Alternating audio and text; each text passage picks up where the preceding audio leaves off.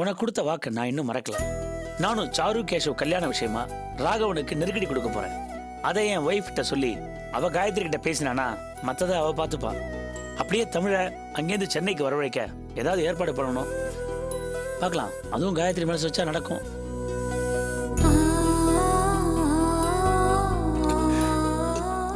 அப்புறம் என்ன, தமிழ் இங்க வந்துட்டா உன் பிரச்சனையை தீர்க்கிறது ரொம்ப சுலபமா.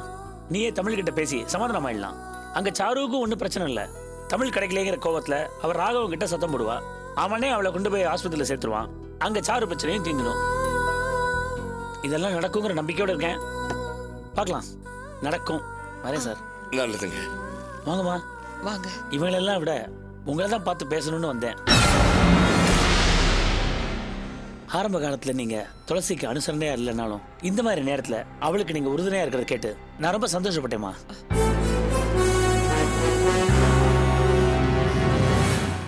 நீங்க மட்டும் துளசியை வீட்டுல சேர்த்துக்க மாட்டேன்னு சொல்லியிருந்தீங்கன்னா அவ ரொம்ப தவிச்சு போயிருப்பா.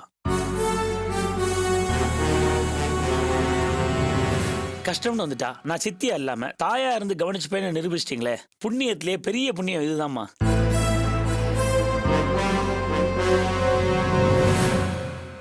துளசி உங்களை பத்தி ரொம்ப பெருமையா பேசினா.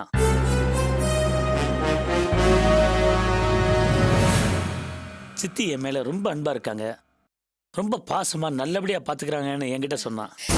இல்லையா பெண்ண, கல்யாணம் ஆகுற வரைக்கும் பொண்ணுங்களை கண்டிச்சு வளர்க்க வேண்டியதான். கல்யாணத்துக்கு அப்புறம் கஷ்டம்னு வந்துட்டா அவங்கள நாம தானே பாத்துக்கணும். துளசியை பாத்துக்கிறதுல நான் என்னைக்குமே பாரமா நினைச்சதில்ல.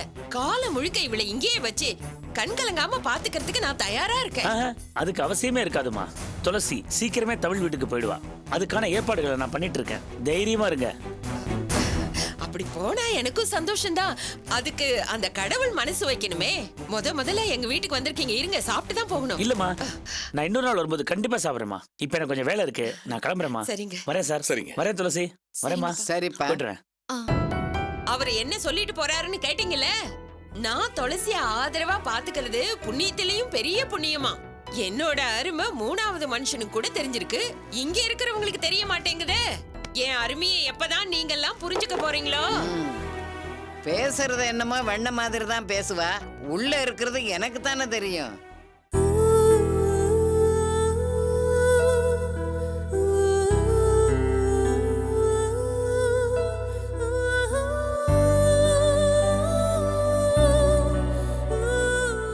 இப்ப எனக்கு எவ்வளவு நிம்மதியா இருக்கு தெரியுமா? உங்க பக்கத்துல இருக்கிறதும் மனைவியா பாவிச்சு உங்களுக்கு பணிவிட பண்றதும் ஆறுதலா சந்தோஷமா இருக்கு. இந்த சந்தோஷம் எனக்கு நிரந்தரமா வேணும். உங்க மனைவியா நான் உங்க பக்கத்திலேயே இருக்கணும். இதே சந்தோஷத்தோட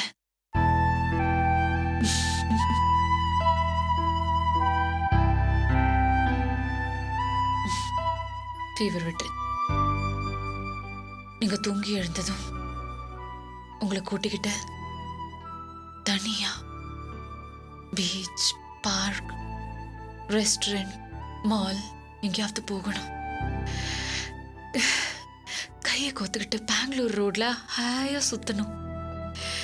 நம்மளை பார்க்கறவங்க எல்லாம் எவ்வளவு கியூட்டான ஜோடின்னு பொறாமப்படணும்.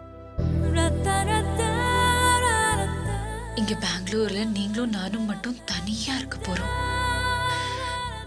யாரோட தொந்தரவும் இல்லாம நம்மளோட வாழ்க்கைய ஆரம்பிக்க போறோம். என்ன சொல்றீங்க?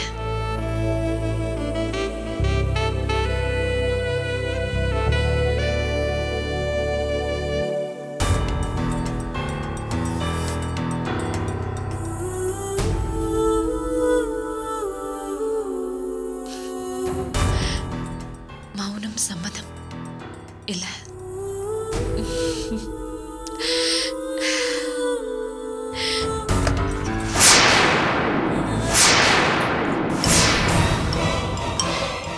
சாரி, டிஸ்டர்ப் பண்ணிட்டேன்.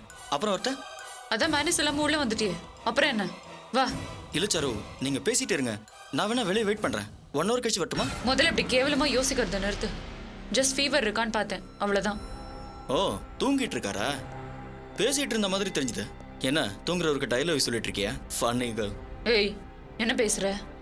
ஏய் சீரியஸா எடுத்துக்கிட்டியா? Just for fun. இப்போ எப்படி இருக்காரு? அவர் எதுக்கு டிஸ்டர்ப் பண்ற? அதான் தூங்கிட்டு இருக்காருல்ல. சாரி, ஃபீவர் இருக்கான்னு. அதெல்லாம் எங்களுக்கு தெரியும், நாங்க பாத்துக்கிறோம். வா வா. அறிவு இருக்கா உனக்கு? அவர் முன்னாடி என்னெல்லாம் பேசுற? அவர் கேட்டுட்டா என்ன ஆகுறது? சாரி சாரு, பேசினது தப்பு தான். ஆனா என்னைக்காவது அவர்கிட்ட சொல்லிதான் ஆகணும். சொல்லணும். ஆனா இப்ப இல்ல. முதல்ல அவர் துளசியை முழுசா வெறுக்கணும். அவர் மனசுல இருந்து அவளை தூக்கி எறியணும். அப்புறம் அவர் என்ன புரிஞ்சுக்கணும். சாரு மனைவியா வந்தா நல்லா இருக்கும்னு அவர் ஃபீல் பண்ணணும். அப்ப சொல்லணும். அதான் சரியும் கூட. அப்பதான் அவர் சந்தோஷப்படுவாரு. அவசரப்பட்டு இப்ப சொல்லி பிரச்சனை ஆயிட்டா என்ன பண்றது? It's okay. உன் விருப்பப்படி நல்ல நாள், நல்ல நேரம், ராசி, நட்சத்திரம் எல்லாம் பார்த்து எப்போ வேணா சொல்லு. That's your problem. நான் அதை தெரிஞ்சுக்க வரல. நான் கேட்ட அமௌண்ட் என்னாச்சு? கிடைச்சிடும்ல? ஏற்பாடு பண்ணிருக்கேன். சொன்ன மாதிரி கொடுத்துருவேன். That's good. உன் பேச்சை நான் நம்புறேன். ஆனா சொன்ன டைம்க்கு மேல வாய்தா கேட்டாலோ பேச்சை மாத்தினாலோ விளைவு ரொம்ப மோசமா இருக்கும். Mind it.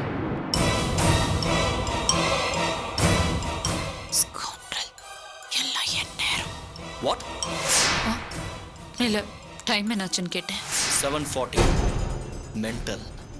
நீ என்ன திட்டிருப்பேன்னு தெரியாது.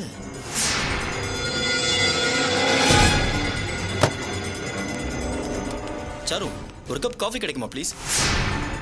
காஃபி கிடைக்க இது என்ன காஃபி ஷாப்பா? உனக்கு வேணா வெளில போய் குடிச்சுக்கோ போ. என்ன சாரு, ஃப்ளாஸ்க்ல காஃபி வச்சுக்கிட்டு காஃபி ஷாப் போவாங்களா? புத்திசாலித்தனமா இல்லையே. ஃப்ளாஸ்க்ல காஃபி இருக்கும் பாரு.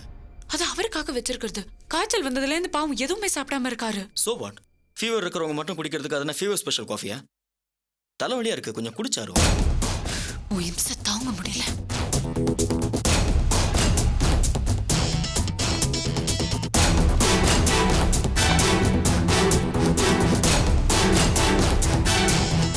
இந்த புடி. கொஞ்சம் சிரிச்சிட்டே தரலாமே. சார், காஃபி சாப்பிடுங்க சார். தேங்க்யூ.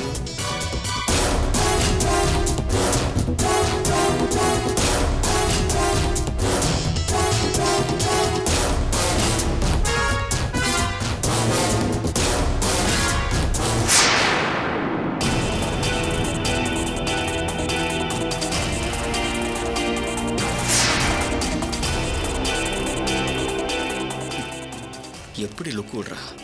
பிச்சு தின்னுடுவா போல இருக்க. இந்த அசிங்கத்துக்கு பேர் தான் காதல்னா காதல் ஒழிக.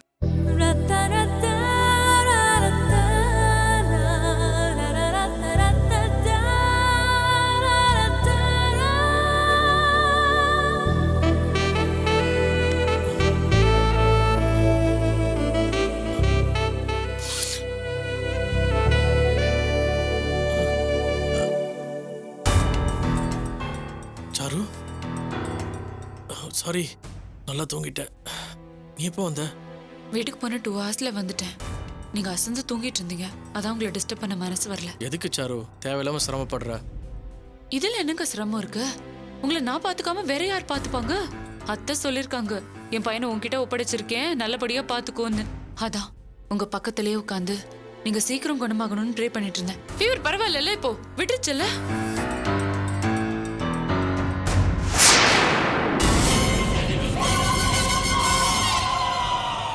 Thanks sir.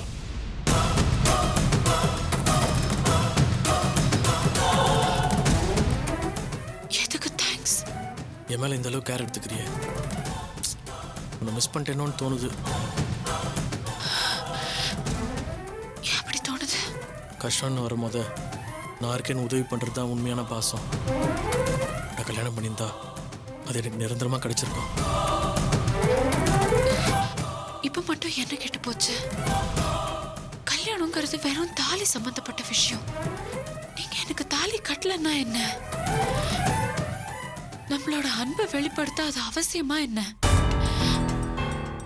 நீங்க எனக்கு தாலி கட்டினாலும் கட்டலனாலும் எப்பவும் என் பாசம் நிஜமானது, நிரந்தரமானது. தப்பு பண்ணிட்டேன் சாரு. உன்ன மாதிரி ஒரு பெருந்தன்மையான பொண்ணு உண்மையிலேயே மிஸ் பண்ணிட்டேன். துளசியை நான் கல்யாணம் பண்ணது நான் பண்ண பெரிய தப்பு.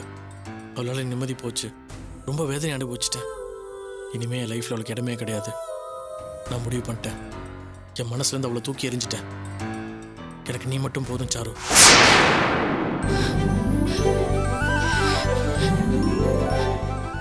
நிஜமா? சத்தியமா, ப்ராமிஸா?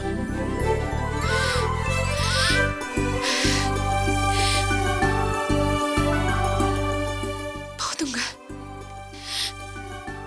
எனக்கு இந்த ஒரு வார்த்தை போதும். உங்களை நான் என்னைக்குமே துளசி, துளசி, ப்ளீஸ் துளசி, என்னை டிஸ்டர்ப் பண்ணாத. சாரி துளசி, நான் உன்னை ரொம்ப திட்டிட்டேன். என்ன மன்னிச்சிரு ப்ளீஸ்.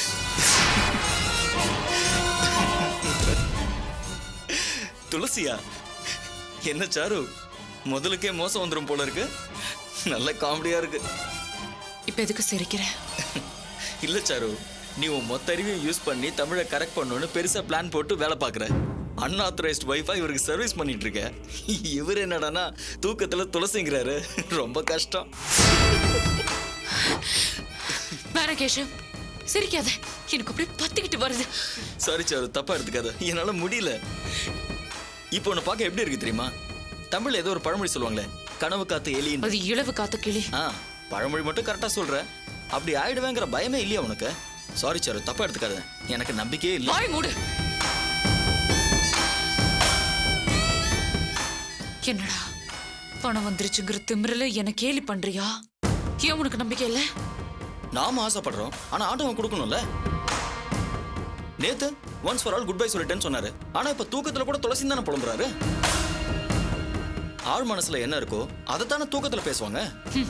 நீ கூட தான் தூக்கத்துல பேய் பேய்னு கத்துவ. அதுக்காக பேய் கூட குடும்பம் நடத்துவியா? லாஜிக்கெல்லாம் ஓகே. ஆனா நீ ஒரு உண்மையை புரிஞ்சுக்கணும். துளசியோட பேரு அவர் மனசுல கல்வெட்டு மாதிரி பதிஞ்சிருக்குன்னு நினைக்கிறேன். அதை அழிச்சிட்டு உன் பேர் எழுதுறது ரொம்ப கஷ்டம். அதுக்குள்ள நீ கிளவி ஆயிடுவ. Keshav, this is the limit. போ வெளியே. சாரு, I say get out. Hello madam, மணி இப்போ 8:30. நைட் இவர் கூட நீங்க இருக்கீங்களா இல்ல நான் இருக்கணுமா? இல்ல நீங்க இருப்பீங்கன்னா எனக்கு ஒன்றும் அப்ஜெக்ஷன் இல்லை. மற்றவங்க தப்பா பேசுவாங்க, வீட்லயும் சந்தேகப்படுவாங்க, அவ்வளவுதான். நான் இருக்கணும்னா போக வேண்டியது நீங்க தான். சொல்லுங்க, நான் என்ன பண்ணட்டும்?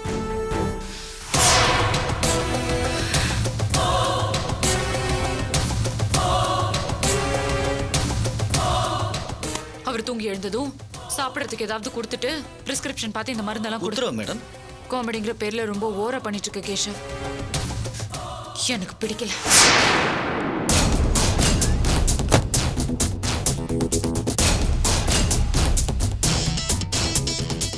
பலியாடி என்னமா தூங்கிட்டு இருக்க? உன்னை பார்க்கவே பாவமா இருக்குடா. தூங்கு செல்லம். நீ யாருக்கு புருஷனா இருந்தா என்ன, இல்ல எவ உனக்கு பொண்டாட்டியா இருந்தா எனக்கு என்ன? உன்னால என் பேங்க் பேலன்ஸ் ஹெல்த்தியா இருந்தா போதும். நீ தூங்கு செல்லம்.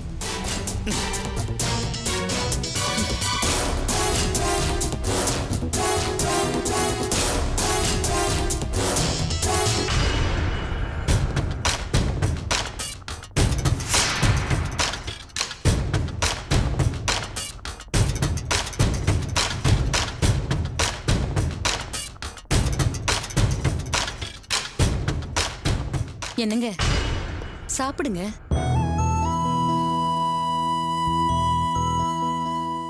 சாரு விஷயமா வேற ஏதாவது பண்ண முடியுமான்னு பாருங்களேன். எனக்கு என்ன போச்சுன்னு நீங்களும் சும்மா இருந்தா எப்படிங்க?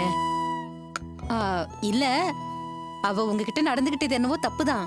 அதுக்காக ஒரேடியா வெறுத்து ஒதுக்கிட முடியாதே. அவளுக்காக இல்லைனாலும் உங்க தம்பி குடும்பம் நல்லா இருக்கணும்ல. அதுக்காகவாவது ஏதாவது பண்ணிதானே ஆகணும். நானும் அதை பத்தி யோசிச்சாம இருக்கேன்.